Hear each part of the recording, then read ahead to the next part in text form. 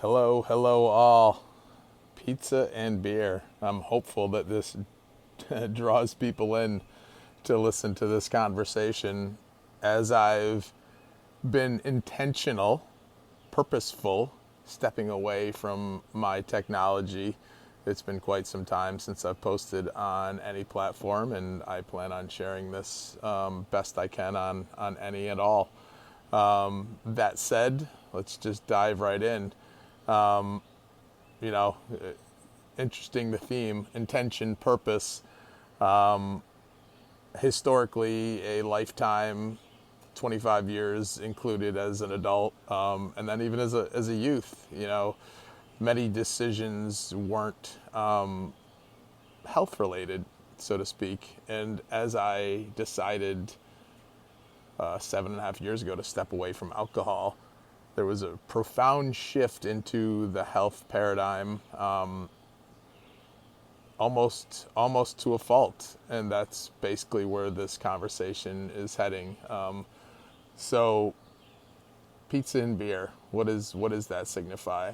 A program that I studied under Chris Kresser, and he had written a book called The Paleo Cure. I will share that in the details below.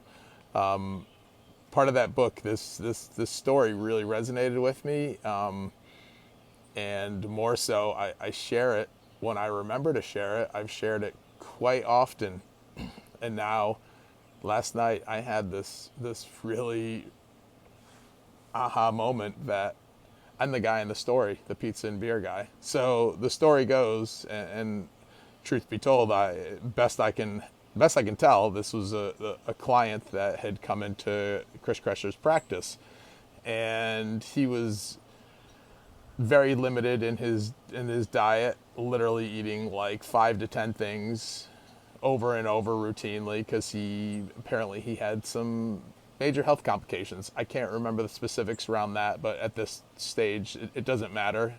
The details around how this progresses, I think you'll see unfolds. So he goes in, speaks to this, and I think Chris or one of his practitioners at the time was concerned just based on that, and he was also living a very isolated life, introverted, a life of solitude, really not connecting. I think it was a lot of it was based on what was going on in his health, and then his food choices. So he just felt pretty isolated on what he could do.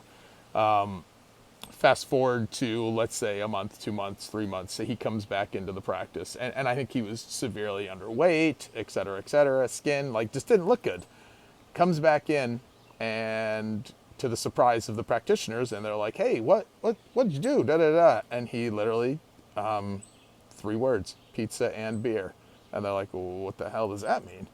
Turns out he went out, started socializing, started giving himself the grace, the ability to, within reason, but socializing, eating food, being in a social environment, not being so fearful of these things, and the connectivity to other humans, the community, being back out there, not stressing over these foods and these actions allowed him to regain health, regain baseline. Now, they don't go further down the road, but in the interest of the story, it's not important because this goes to me.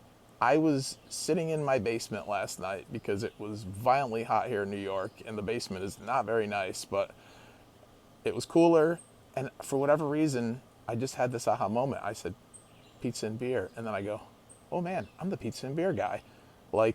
I'm the pre-pizza and beer guy because, as I've explained, over the years, I've gotten to a point where I'm pretty obsessive about my health routines. Now, mind you, I think some of them are beneficial, like a regular sleep routine, but not every day, all day, every month, all month.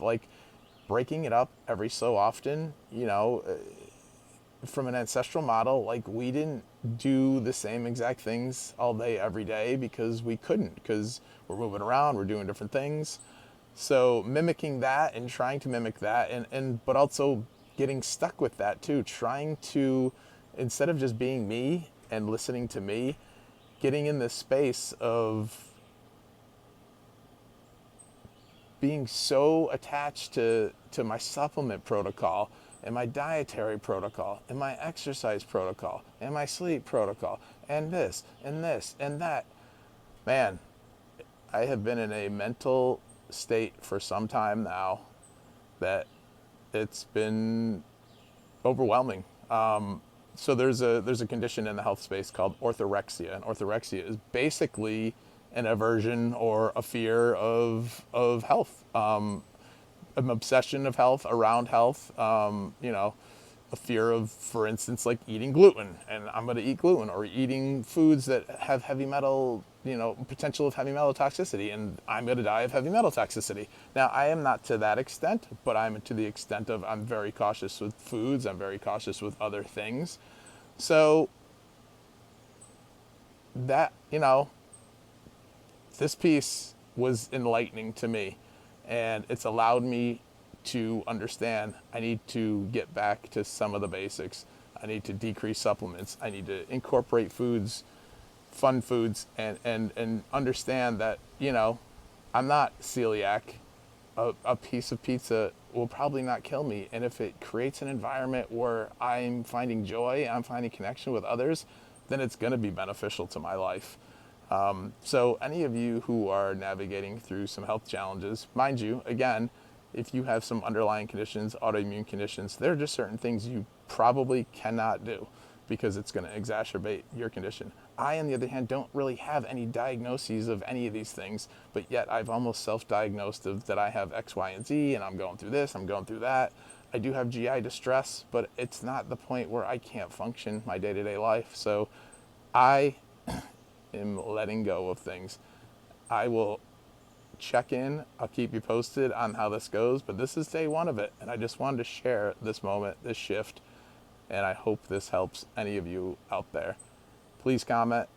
Please share this with anybody you know who's going through this, and please don't hesitate to reach out if there's anything I can do. I keep saying Health Coach Burr, and I am. That's not who I am, though. I'm just Andrew Burr. I'm just somebody who wants to share stories, wants to help people, wants to support people in the best way I can. Much love to you. In health. Be good. Peace out.